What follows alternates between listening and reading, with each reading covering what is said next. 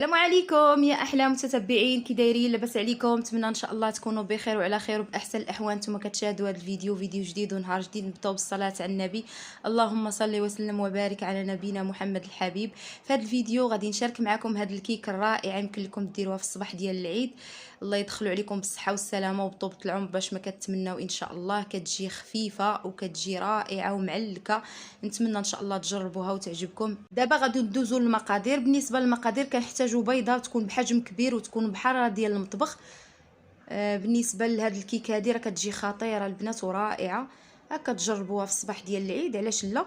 كنحتاجو واحد القبيصه ديال الملح. راه كلشي كيعرف يصاوب الكيك، كنشارك معكم طريقتي ديال الكيك وبغيت نشارك معكم هذا الفيديو صافي. بالنسبه للمبتدئات كنحتاجو واحد كاس ديال السكر، وكنحتاجو هاد الفاني هادي فاني بودره. الا كانت عندكم شاصيه ديروا وحده، انا درت واحد معلقه صغيره ما عامراش.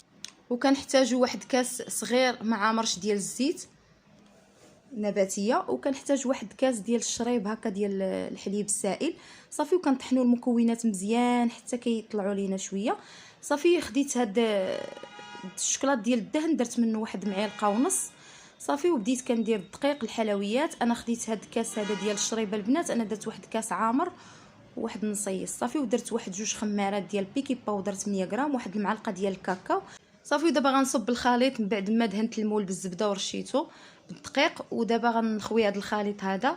بالنسبه للخليط كيجي ما خفيف ما ثقيل ما بينه وبين البنات صافي. دابا غادي ندخلها للفران اللي سبق لي وشعلته على 180 درجه الحراره تطيب.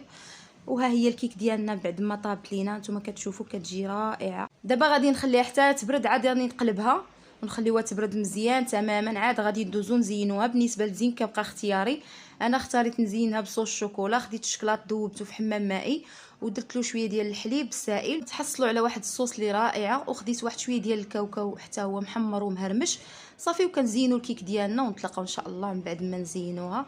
كتجي على هذا الشكل هذا. غنديرها في صحن التقديم ونتلاقاو. وهذا هو الشكل النهائي ديال الكيك ديالنا بعد ما وجدتها. نتوما كتشوفوا الشكل ديالها كتجي رائعه، لا في المنظر ولا في المذاق. تجي خفيفه ولذيذه. نتمنى ان شاء الله تجربوها وتعجبكم، وغادي تعجبكم وانا متاكده. البنات ما تعكزوش عليها البنات، نوضوا جربوها في الطبيله ديال العيد. غادي تحمر لكم وجهكم قدام الضيوف ديالكم، وغادي تفرحوا بها وليداتكم، علاش لا. عواشر مبروكه باش ما تمنيتوا بالصحه والسلامه وبطولة العمر. اللي كتمنى شي حاجه الله يحققها ليها.